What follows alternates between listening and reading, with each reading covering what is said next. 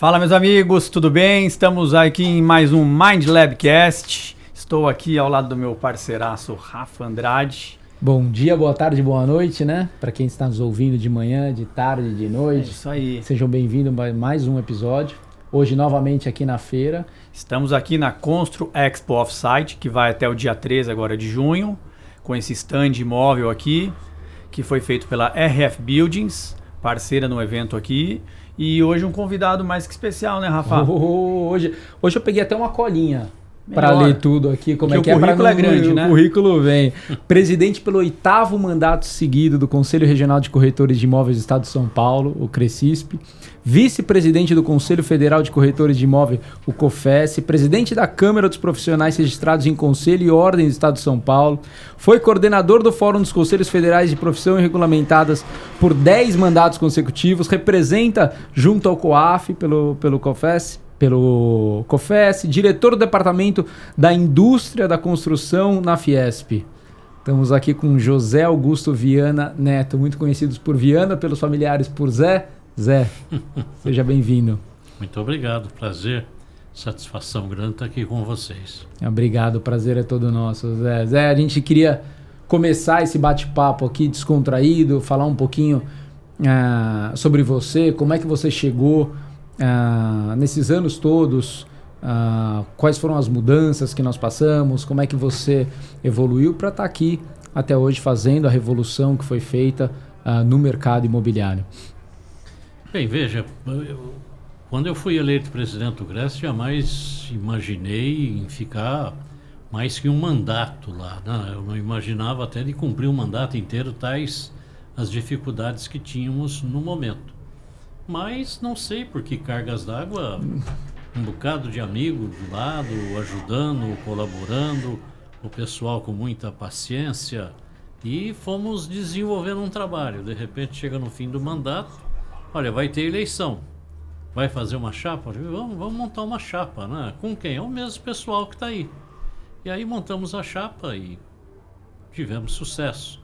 E de lá para cá, temos desenvolvido um trabalho na medida da percepção que vai tendo das necessidades, não só do mercado, mas também das pessoas, e administrando a autarquia de forma com que os recursos sejam possíveis para desenvolver os projetos e que os projetos sejam úteis para a sociedade. E assim, conversando, o tempo passou e eu tô... Não, tá sendo muito humilde, né?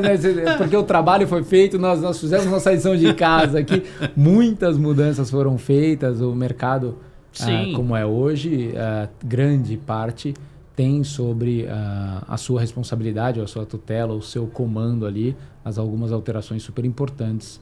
Eu vi também um número, mais de 260 mil inscritos. Pois é, está 267 mil inscritos atualmente, mas vejam, é uma sociedade muito ativa, né? O mercado imobiliário no Brasil é um mercado fantástico, né? E eu vejo muita gente reclamando e fala, pô, Viana, a pandemia trouxe muita dificuldade e tal. Realmente trouxe, mas a evolução do mercado imobiliário nesse período da pandemia foi absolutamente fora do eixo, ninguém esperava que acontecesse. Ainda hoje, antes de vir para cá, eu saí do CRECISP, fui almoçar, e com um amigo caminhando, ele falou, puxa vida, mais um prédio aqui. Aquela região da Avenida Paulista que a gente já imagina totalmente tomada e consolidada, sim, ela começou a aparecer projetos novos em tal número que é fantástico, né? Você vê que tem um espaço de crescimento onde imaginava que já estaria consolidado e está crescendo. Então, você não anda ali na região da Paulista, 200 metros, sem encontrar uma nova construção. Agora imagine esse Brasil todo, aí, esse interior do estado de São Paulo, é uma coisa fantástica, né? Todo lugar que a gente vai, o mercado está fervilhando. O Brasil tem um potencial de crescimento independente da política e dos políticos, né? Que é uma coisa absolutamente fantástica. Então, e eu tive a sorte de pegar esse boom imobiliário que aconteceu no Brasil a partir de 2003, 2003, 2004, quando houve profundas alterações na legislação brasileira e também nas normas de mercado, do Banco Central, enfim. Teve muitas alterações que trouxe para o mercado muita gente com possibilidade de compra. Imagina vocês, quando eu assumi o Cresce lá pela primeira vez, eu era vice-presidente, em 1999, a taxa de juro para financiamento imobiliário era 22% ao ano. Nossa. Imagina, e era a taxa que era praticada. O prazo máximo de financiamento, e ninguém conseguia fazer no máximo, era só no máximo 10 anos é o que se fazia. Era permitido até 15, mas nenhum banco liberava até 15, nem a Caixa. Então, veja você, juro de 22%, prazo máximo de 15 anos, idade máxima do mutuário somado ao período do financiamento, 55 anos. Era muito limitador. Né? Muito. Aí o que acontece? Foi a legislação alterada e aí conseguimos com que os contratos com alienação fiduciária pudessem serem feitos, porque antes era só hipoteca, e a hipoteca você demorava até 10, 15 anos para tirar uma pessoa, um não pagador do imóvel, e com alienação fiduciária não, é 6 meses tira. Né? Isso daí deu uma segurança muito grande para os bancos e eles puderam reduzir a taxa de juro porque a segurança ficou muito maior. E aí o que acontece? Diminuiu a taxa de juro. O juro passou para qualquer coisa em torno de 9% a 12%. Era uma variação nessa época. Paralelo a isso, foi autorizado o financiamento de até 35 anos. Então o que acontece? Distribui por maior prazo de tempo, cai o valor da prestação. A renda familiar, você começa a aceitar pessoas mais humildes para estar no financiamento imobiliário. E o prazo do financiamento, somado à idade do mutuário, passou para 80 anos e 6 meses. Então, é uma bela mudança. Incluiu uma multidão de gente para comprar imóvel e aí veio o boom. E com aquele boom imobiliário, o pessoal de papéis, que vendem papéis, começaram a lançar uma ideia que ia acontecer um boom imobiliário no Brasil, como aconteceu nos Estados Unidos, aquela coisa a partir de 2010. Crash, né? Isso, então. E nada disso, não aconteceu nada. O Brasil continua aí sólido, tranquilo. Os papéis de financiamento imobiliários do Brasil, eu acredito que seja um dos mais valiosos do mundo, porque os bancos aqui fazem uma análise de crédito muito criteriosa e só financiam na certeza de receber. Tanto é que a inadimplência no Brasil ela quase não existe, tirando os programas sociais, quase não existe inadimplência no financiamento. E isto é uma maravilha, né? Então, e eu tive a sorte de pegar todo esse período e dá a impressão que eu tenho alguma responsabilidade, mas é nenhuma. Mas eu acho que a responsabilidade foi grande, a gente tá batendo esse papo, a gente estava aqui falando antes, de promover um ambiente favorável para que as coisas pudessem acontecer. Obviamente, existe aí uma aleatoriedade de fatores que em conjunto fazem com que esse boom, ou fizeram com que esse boom acontecesse e continuaram fazendo. Mas, claro, o controle da inflação, ou abaixar as taxas de juros, ou possibilitou com que a inclusão, a própria a negociação com os bancos, ou a própria desenvolvimento da Caixa Econômica dentro do financiamento imobiliário possibilitou com que todas as pessoas tivessem acesso a crédito e aí sim as coisas pudessem acontecer, não tem dúvida nenhuma. Mas eu queria pegar esse gancho aqui, Ti, falar um pouquinho, continuar essa evolução. Então nós tivemos aí esse boom, né, a inclusão das pessoas. E existe um sentimento geral, a gente conversando com o pessoal mais novo, já não com tanta necessidade, ou tanta voracidade para comprar um apartamento, ter um apartamento próprio?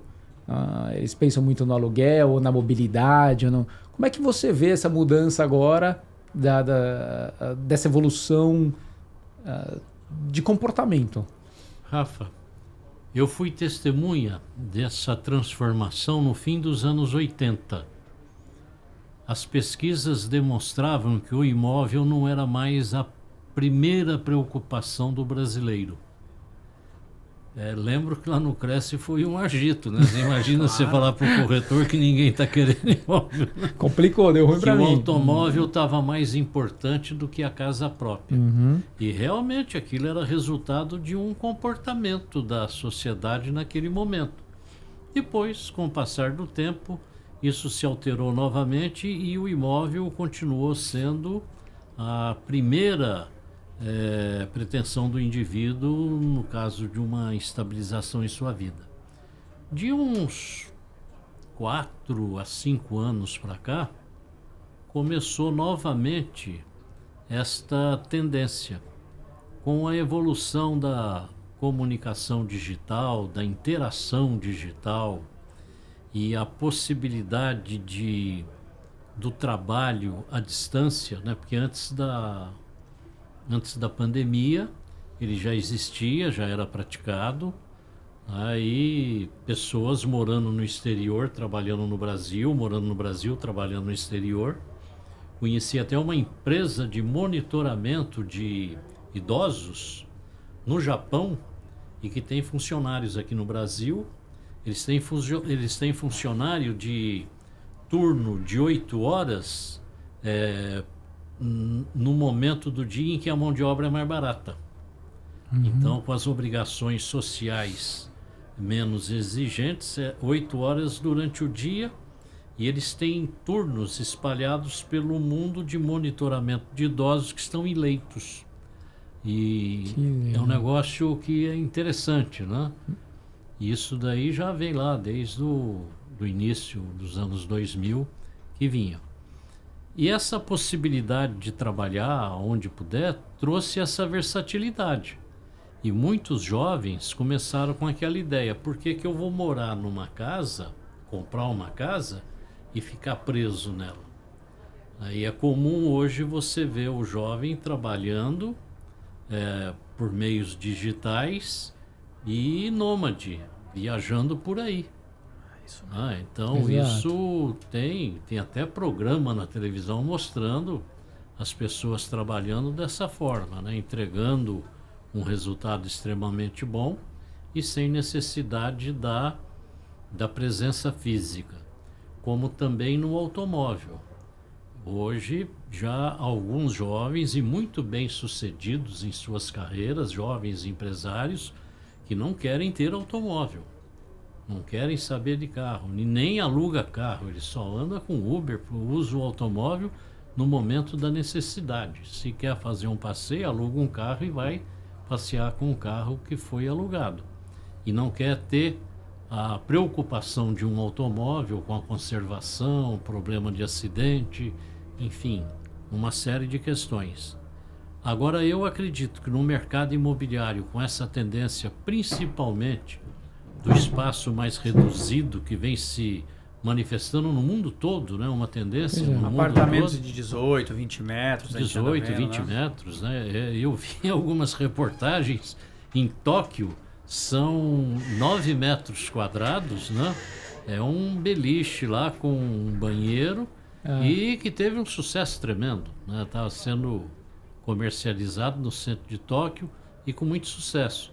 Então eu vejo assim que esse estilo de vida de metrópoles, né, é o tipo do empreendimento que cabe e que sempre, acredito, será aceito pelo fato da mobilidade, principalmente aquele sistema de coparticipação em cotas, e que aí você pode ocupar onde quer que você esteja, tendo um daqueles empreendimentos do qual você é membro, você vai ocupar ali por determinado período, depois até logo, não tem aquela coisa da residência fixa. Eu acredito que isso é uma tendência crescente, mas também com muita sinceridade, eu acredito que depois de uma determinada idade, numa estabilidade, a pessoa tende também a se estabelecer em algum Mais lugar, fixo. né, para uma vida mais pacata. Mas nesse período em que a pessoa é jovem, tem energia aí para gastar, e essa possibilidade de poder viver de maneira nômade, com certeza absoluta, é um negócio que tem muito futuro. Eu acho que veio para ficar, e não só ficar, veio para crescer. Eu acho que É o futuro, não tem jeito. Né? Ô Viana, a gente estava até falando dessa era digital que a gente está vivendo. Tem aplicativos, tem um mais famoso, né? Que a pessoa ela consegue fazer a locação do apartamento pelo celular dela. Ela manda os comprovantes, se ela quiser fazer presencial a visita, ela faz, senão ela consegue olhar um vídeo pelo telefone. Como que vocês enxergam isso aí? É um aliado ou é um vilão para vocês, para o Cresce? Olha, eu acho que não é aliado e não é vilão, porque eu vejo que é uma forma de negócio, é um método a mais que existe dentro do mercado. Pelo prazo que tem de funcionamento essa metodologia, eu acho que é muito curto ainda o tempo para fazer uma análise mais assertiva. Eu vejo que hoje tem uma empresa que trabalha com locação com grande sucesso, tem lá seus inúmeros problemas, né? Não são poucos os problemas, são muitos. E não fosse a grande fortuna que está disponível a eles, eles não teriam condição, uma empresa qualquer sem uma retaguarda muito grande não conseguiria. Não segura, né? né? Não dá, porque é muito problema. Agora, por outro lado, eu vejo que muitos corretores deixaram de trabalhar nos seus escritórios próprios e passaram a trabalhar em parceria com essas empresas de aplicativo. Inclusive, eu vi na televisão um corretor falando muito bem. E a tendência era sempre os corretores criticarem aquela evolução, porque é impossível concorrer com uma empresa dessa. Claro. Né?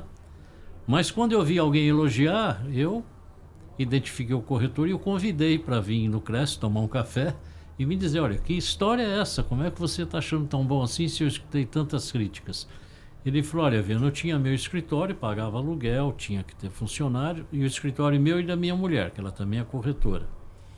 E eu comecei a trabalhar para essa empresa que me disponibiliza pelo menos 12 chamadas por dia, das quais eu escolho 4. E é impressionante, as 4 são assertivas, eu não perco nenhuma. Aí a minha mulher se inscreveu na empresa e ela tem 4, eu tenho 4 por dia. Nós estamos ganhando muito mais dinheiro do que ganhávamos no escritório. Estamos com a vida livre, não temos mais a obrigação do escritório. Nos deu uma liberdade muito grande, então nós estamos muito tranquilos. Falei, puxa, que bacana. Então, para muitos, funcionou assim.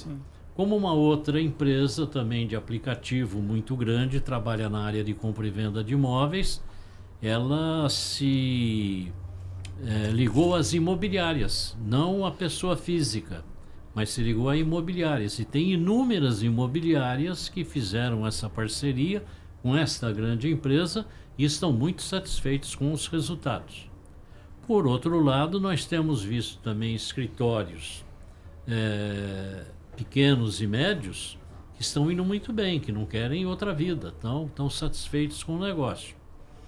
Agora, vejo também entrando no mercado um número muito grande de pessoas, eu diria até que iludidos pelo mercado imobiliário, na impressão de que vão ganhar muito dinheiro, mas que também não tem o perfil para o negócio. Né? Porque o negócio imobiliário não é coisa para amadores, né? O negócio imobiliário, ele tem uma complexidade muito grande, vários fatores, e um corretor, vamos falar numa pessoa física, um corretor, para ter sucesso, ele tem que ter um grupo de amigos muito grande, tem que ter um relacionamento com pessoas de negócios, né? Tem que estar junto com empresários que necessitam de imóveis para evoluir, junto aos franqueadores, aos franqueados, tem que participar de instituições onde essas pessoas se reúnem, adquirir credibilidade. Então é um caminho a seguir, né? Eu ouvi muito jornalista escrevendo de que a profissão de corretor de imóveis teve esse boom todo no período da pandemia, porque o desemprego foi muito grande.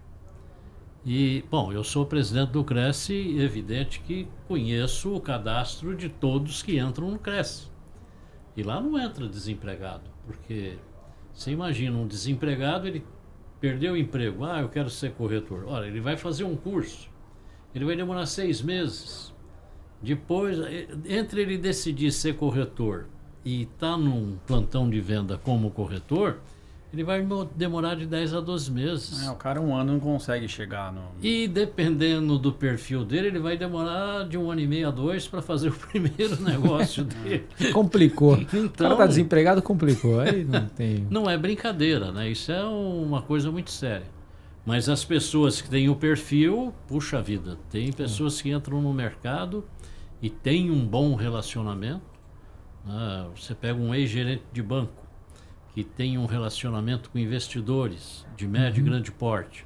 Puxa, ele sai do banco, ele tem esse pessoal todo que confia no que ele fala, e ali tem negócio que não acaba mais. Diretores de grandes empresas, eu vejo aí diretores que quando saem de suas grandes empresas, acaba sendo corretor de imóveis da empresa em que ele trabalhava. E aí vai ganhar muito dinheiro. É que a rede de relacionamento é muito grande nesse caso, né? E o corretor só é bem sucedido se ele tiver essa rede de relacionamento. Não tendo, esquece, nem vai, porque aí não tem condições, né? Acho que qualquer um dos mercados que a gente falou aqui, dos aplicativos entrando no mercado, eles veio no mercado, estamos falando aqui do imobiliário, mas do automobilístico aqui, pega os táxis aí, os aplicativos de transporte que a gente está falando, acho que não dá para lutar muito contra a tecnologia que vem chegando. Olha, Rafa, tem uma coisa.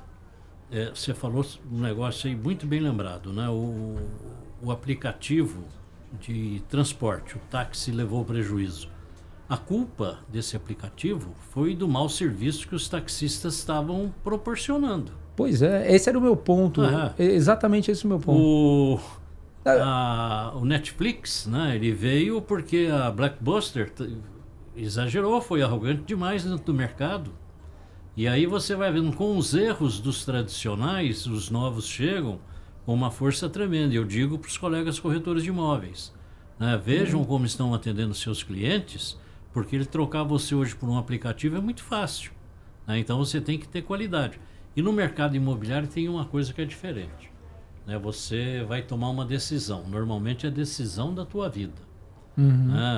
A pessoa comum da sociedade, se ele fizer muitos negócios ao longo de sua existência, ele vai fazer 3. Sim. E olha lá, se fizer a maioria, um só. Então é um negócio da tua vida. Como é que você vai fazer esse negócio através de um aplicativo, né, onde você está jogando todas as suas reservas, o conforto da tua família, a segurança da tua família? Um sonho, às vezes, né? Muitos dos casos, né? Na maioria dos casos é um sonho. Né? E quando você pega, não é residência, é o comerciante que está comprando uma loja comercial. É a loja da vida dele, é a loja que vai construir a carreira futura dele. Então, a presença do corretor de imóveis para dar segurança naquilo que a pessoa está falando é muito grande. Porque o corretor ele tem que dar ao cliente todas as informações inerentes ao negócio e tomar todos os cuidados jurídicos que aquilo necessita, né? Porque tem um artigo da lei, no Código Civil, que obriga o corretor. O corretor, se aparecer uma novidade daqui 1 ano, 2 anos e que leve prejuízo àquela pessoa, não importa se o corretor sabia ou não do problema. Ele vai responder de qualquer jeito. Perdas e danos. Está no artigo 723 do Código Civil brasileiro. Ainda quando lançaram o Código Civil era assim, o corretor, tudo aquilo que tivesse a seu conhecimento. Depois o Senado brasileiro fez uma modificação no artigo e tirou a palavrinha lá, conhecimento. Ele é responsável por tudo e pronto. Então eu acredito que esse conforto, né, o olho no olho, a palavra ali, eu acredito que ela jamais será substituída por um aplicativo. Eu acho que isso é insubstituível. As pessoas precisam desse... Eu sempre falo, o contato humano, o olho no olho. Exato. Eu acho que essas tecnologias vêm sempre para ajudar, né? Mas eu acho que o contato, olho no olho, o aperto de mão ainda fica... Eu acho que faz a gente evoluir como empresa, como negócio, como indústria. Hoje, antigamente a nossa anteninha ficava ligada muito porque acontecia ao nosso redor. Hoje a nossa anteninha tem que ficar ligada globalmente porque em qualquer momento uma empresa mundial, uma gigante... Olha, eu gosto muito de escrever e sou obrigado a escrever. Aliás, o senhor é jornalista também, né? Eu sou jornalista. Mais uma aí, põe aí. Anota aí, esqueci essa. Meu MTB é 51.001. Maravilha. Tá gravado na cabeça. Mas eu descobri o chat, o GTP, é isso, né? Chat GPT. GPT. É isso. E aí eu pus o chat GTP para escrever alguma coisa de meu interesse. E aí? Fiquei surpreso. Né? Meu Deus! Ele escreveu com uma capacidade fora do comum. Eu falei, puxa vida. Aí eu fui dar uma mexidinha no texto para imprimir ali as minhas digitais, a minha característica pessoal. Aí ficou muito bacana. Né? E o GPT me cortou o serviço gratuito, porque eu usei além do limite. Certo. Eu fiquei uns 3 dias sem o GPT e fiquei quase louco. Olha, é um perigo, né? É uma revolução. É um perigo. Então, eu vejo assim, né? Nós temos que tomar muito cuidado, que quando eu era radialista, eu trabalhei um período na Rádio Jovem Pan. E eu falava lá de Mongaguá, na estrada, dando as condições de trânsito e as principais notícias ali da região. E o meu locutor, que me chamava aqui em São Paulo, ele me perguntava sobre o que eu ia entrar naquele momento, avisava, né? E ele me dava umas dicas. E eu comecei a escrever o que eu ia falar. E chegou um determinado tempo eu não conseguia mais falar sem ler. Aí eu falei, nunca mais eu escrevo. Se não falar, eu não falo mais, mas ler eu não leio. Chega. E aí parei de ler e voltei a falar sem ler. E reaprendi. Então, adquirir esses vícios aí, a tecnologia tem isso. Total. Né? Esse conforto acaba com a criatividade das pessoas. Pois é. E com a vontade de fazer, né? Não, esse é um ponto, a gente discute muito isso internamente aqui, quais são as vantagens, quais são os riscos da inteligência artificial. Tem um limite, não tem um limite?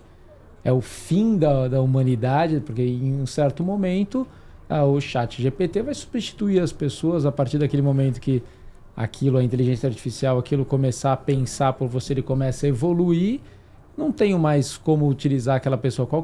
Qual será a necessidade da pessoa física ali? E aí você cai na necessidade de sair das redes sociais, você tem os pontos.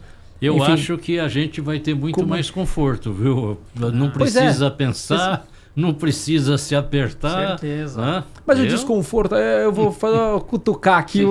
Será que o desconforto não faz a gente crescer? Claro. Será que não é por isso que nós chegamos aqui? Se a gente parar, em algum momento a gente vai ficar cada vez mais regredindo aí na...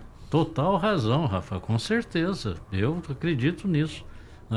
Pelo menos comigo foi assim. Eu só evoluí nos momentos de dificuldade.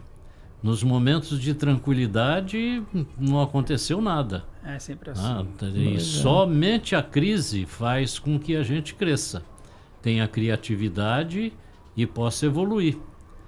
Mas sabe-se lá, o ser humano tem suas fases no planeta, né? Mas o GPT eu achei muito confortável. Demais. Escrever e-mail pelo GPT, entrevista pelo GPT. Ô, Viana, eu quero bater um pouquinho no ponto o sonho da casa própria, que a gente estava falando agora. Sim.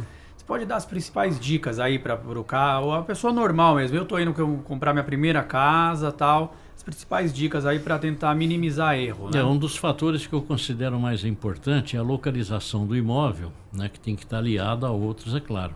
Mas a localização do imóvel é muito importante. A pessoa buscar um imóvel que tenha facilidade de chegar no seu local de trabalho. A sua atividade profissional é muito importante, porque a pessoa que tem dificuldade para se deslocar para o trabalho, a vida fica muito desconfortável.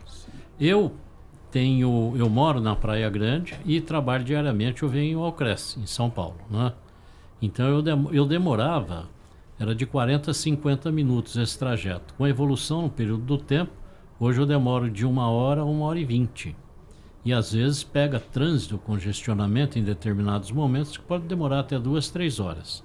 Então imagina, se você demora 2 horas para ir para o trabalho, 2 horas para voltar, são 4 horas do dia, do seu dia aqui, que não está servindo para basicamente nada. Então a localização é muito importante. Agora tem que ter a localização, o tamanho do imóvel adequado à necessidade da família.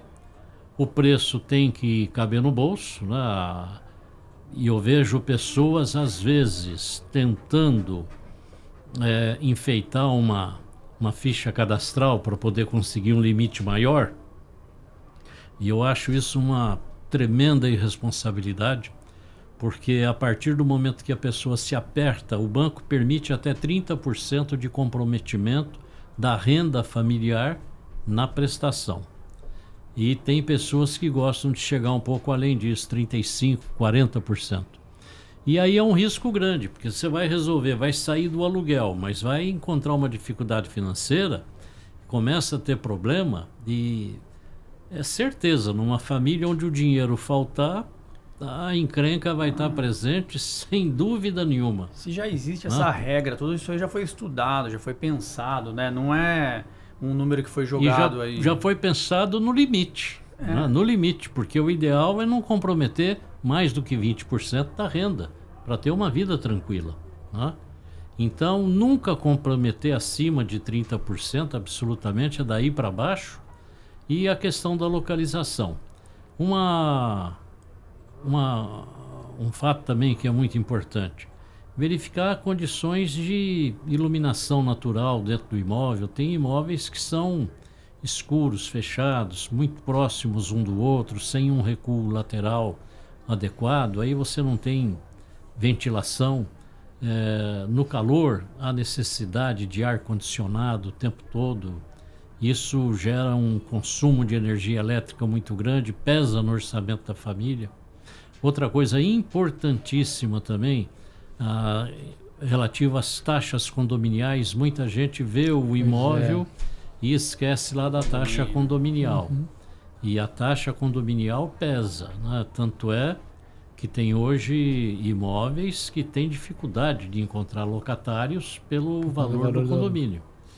Prédios com muitos equipamentos de uso comum, né? Aquilo ali, a despesa toda será distribuída na taxa condominial.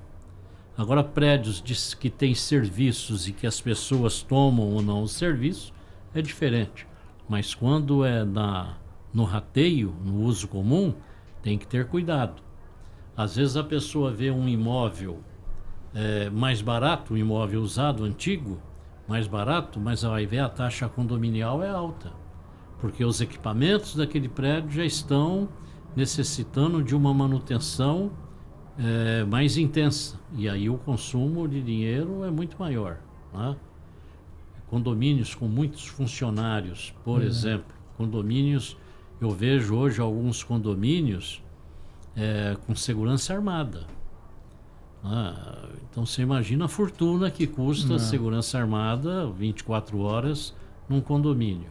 Isso tudo tem que ser analisado para que a pessoa depois não seja pega de surpresa. É melhor que a pessoa seja criteriosa. A gente até fala um pouco chato mesmo na escolha, pensa, olha, volta no imóvel para fazer a escolha correta, né? Não, existem alternativas, né? Tem portaria digital, tem reconhecimento facial para entrar nos apartamentos que estão jogando o preço dos condomínios lá embaixo. Sem dúvida. Tem um monte de alternativa, né? Prédio que necessita de muita mão de obra, normalmente a taxa condominial é alta. E o que você falou está certo, né? A portaria com reconhecimento facial hoje é a coqueluche no mercado, né? Pois é. E com centrais de monitoramento. Isso tem funcionado muito bem. Não, e isso não é algo para apartamento de médio e alto padrão. Apartamentos de baixo padrão, apartamentos popular, populares, estão com a mesma tecnologia, reduzindo o custo. Também, não estamos falando de algo fora do padrão, inacessível, não. Viana, eu queria continuar nesse tópico e fazer 2 perguntas aqui, evoluir. A gente falou um pouquinho das dicas para as pessoas procurarem o primeiro imóvel. Eu queria seguir nessa linha, mas quais são... o que você diria para as pessoas que estão inseguras em comprar o imóvel? Quais são as dicas que você dá para a pessoa? E o outro ponto, seguindo nessa mesma linha, é do futuro imobiliário. Nós estamos falando aqui em São Paulo mais especificamente, mas o Brasil é muito grande para a gente amplificar desse tamanho, mas o que você vê de tendência para os imóveis aqui? Olha, a tendência, o mercado imobiliário brasileiro, ele está muito bem. Eu viajo muito, mais aqui no estado de São Paulo, mas viajo muito pelos estados brasileiros. Em qualquer lugar que eu chego, tanto no estado de São Paulo, como em outros estados, eu escuto a frase: aqui é a bola da vez. Em todos os lugares, em todo o Brasil, é a bola da vez. Então, teve uma cidade que foi a bola da vez do lado de Brasília, Águas Claras. Eu ouvia falar tanto em Águas Claras, eu falei, puxa vida, e o metrô de Brasília vai lá. Aí um dia eu fiz uma agenda para pegar uma tarde livre, entrei no metrô e fui até Águas Claras. Eu fiquei bobo de ver mais prédio lá do que na região da Paulista. Tá brincando. e vendendo tudo que lançava, vendendo assim numa velocidade fora do comum. Pensei comigo, falei, que loucura, né? Olha aqui nesse... E o metrô lá é de superfície e ele anda naquele cerrado goiano lá, né? Ali no Distrito Federal. Certo. Aquela cerrado, você tá num deserto, né? Olhando assim dos lados, já tô longe de tudo, né? Mas que é isso? Uma cidade pujante, fora do comum. Aqui no estado de São Paulo, qualquer cidade hoje conhecida como Marília, Bauru, São José do Rio Preto, Araçatuba, são cidades fantásticas. Olha, Sorocaba, Rio Claro, Piracicaba. É impressionante você ver o número de franquias internacionais que estão se instalando nessas cidades. Antes era um privilégio só da capital, né? Hoje você não sabe, você tanto faz estar lá em Piracicaba, está em Rio Claro, em São Carlos, e está na capital, é a mesma coisa. As franquias são as mesmas, os shoppings têm as mesmas características, aquele movimento. Então eu vejo o Brasil com muita satisfação e muito otimismo.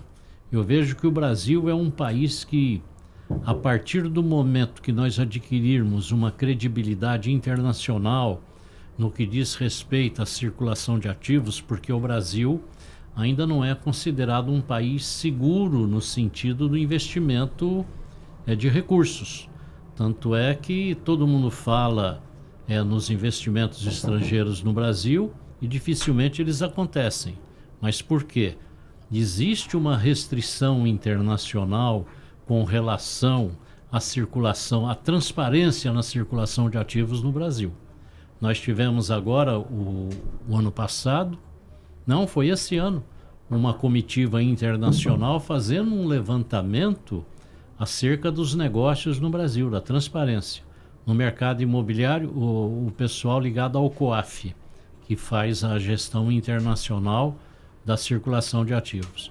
E o mercado imobiliário, o responsável no Brasil, é o Conselho Federal de Corretores de Imóveis. E do COFES, o representante no COAF sou eu. Estou lá há 16 anos. Então eu fui atender a equipe internacional, responder o questionário pessoalmente acerca das transações imobiliárias. Melhoramos muito. Então, há 12 anos atrás, era para o Brasil ter passado por uma avaliação e não teve condições de passar pela avaliação. Então, esperaram o momento foi esse. Agora estamos todos aí na expectativa de até o final do ano sair a nota do Brasil E se essa nota for boa, o Brasil vai estar liberado para receber muitos investimentos estrangeiros. E pode ter certeza que eles virão, porque o dinheiro no mundo inteiro não tem aonde aplicar. Pouquíssimos são os países com possibilidade de investimento que deem bons resultados. E o Brasil, que tem essa necessidade imensa de construir uma infraestrutura para o seu desenvolvimento, estradas, portos, aeroportos, indústrias para alimentar tudo isso, é um dos poucos lugares do mundo onde existe essa possibilidade de crescimento. Eu estive em Portugal participando lá, a convite da Prefeitura de Cascais, de projetos imobiliários, e fiz uma análise bem criteriosa acerca do desenvolvimento em Portugal. Horrível. Horrível, ninguém pode querer investir dinheiro lá, a menos que você queira comprar casa para alugar. É outra coisa. Mas se você abrir uma mercearia em Portugal, você não vai vender nada para ninguém. Fala, não vou abrir uma fábrica de cerveja em Portugal. Meu Deus do céu. Você vai ter que esperar um portuguesinho nascer, crescer, completar 18 anos para ele comprar uma garrafa de cerveja. Aqui no Brasil, nós temos 40 milhões de pessoas que estão prontas para entrar no mercado de consumo, basta que eles tenham emprego para poder vir para o mercado de consumo. Então, se você baixar aqui no Brasil 2 pontos percentuais na taxa Selic, você joga milhões de pessoas para consumir, que vira uma loucura. Vocês veem que dificuldade que é para o dono do restaurante conseguir cerveja para vender, ele nem tem. Então, olha que coisa maravilhosa. Quando você aquece o mercado, eu vi a crise no mercado da construção. Já umas 3 ou 4 vezes, nesses últimos 20 anos, aconteceu. Não tem cimento. A construção está parada por falta de cimento. Aí você vem com cimento, mas não tem caminhão para entregar. Não, o caminhão está aqui. Mas está faltando pneu. Aí a estrada para o caminhão andar para ir lá entregar. Então é assim. Quando nós tivermos condições de grupos internacionais virem aqui para ganhar dinheiro, porque não tem outra saída, a saída é essa, e construir essa infraestrutura necessária, nós temos uma margem de crescimento absolutamente fantástica. E o mercado imobiliário tem um papel importantíssimo nesse desenho todo. Então eu acho que o nosso futuro, os brasileiros que estão hoje entrando no mercado imobiliário, com certeza absoluta vão ter um futuro muito bom, e que em pouquíssimos países do mundo tem a possibilidade que temos aqui no Brasil, no meu ponto de vista. Meus parabéns, maravilhoso. Esse é o ponto que nós começamos a entrevista, de gerar e criar um ambiente favorável para que as coisas possam acontecer. Nós, como cidadãos brasileiros ou paulistas aqui, temos muito que agradecer ao senhor pessoalmente por poder ter feito esse trabalho revolucionado, e continua fazendo isso para que a gente possa evoluir como pessoas, como cidadãos, como comunidade, como cidade, país nisso. Não é a primeira entrevista que a gente faz aqui e vê as possibilidades que o Brasil tem. Foi o que a gente estava falando ontem, né? O Brasil está pulsante, né? É uma coisa fantástica. O Brasil é maravilhoso. Pois é, entrevista boa, passa rápido, né? Queria lembrar, Rafa, que eu acho que durante a entrevista aí, vocês podem ter escutado um barulho, uma batida. É que nós estamos aqui num stand móvel, né? Dentro do sambódromo do AMB. Então as pessoas estão andando em volta, vocês podem olhar aí atrás do Viana. Então eles testam, né? Passa, bate para ver qual é o material que é feito e tal. Não se assustem não, é normal. Alguns querem participar aqui também. É isso também, aí, o pessoal passa aqui. Aí, bater um papo. Foi isso. Só esqueceram de colocar a placa aí, né? Não dê pipoca aos que estão lá dentro. É isso aí. Quer deixar um último recado aí, Viana? E-mail, site, seja o que for aí. Eu quero apenas agradecer o convite. Eu não conhecia a feira, a primeira vez que eu vejo. Achei sensacional, né? Um ambiente muito legal. Já conversei com algumas pessoas aí. Precisamos mostrar isso para os corretores de imóveis, né? Essas metodologias construtivas cada vez mais limpas, mais modernas, mais eficientes e mais baratas, né? O que é muito importante. Então, Fiquei muito satisfeito em estar aqui com vocês todos. Muito obrigado. Maravilha, obrigado a gente. Valeu, Rafa. Pô, agradecer seu tempo, agradecer a sua atenção, agradecer todo esse bate-papo, essa conversa, aula, história que você passou aqui pra gente. Pra gente é um prazer. Valeu. Ti, obrigado. Brigadão. Esse foi mais um Mind Labcast. Obrigado aí pela sua presença. Um abraço. Tchau, tchau. Valeu.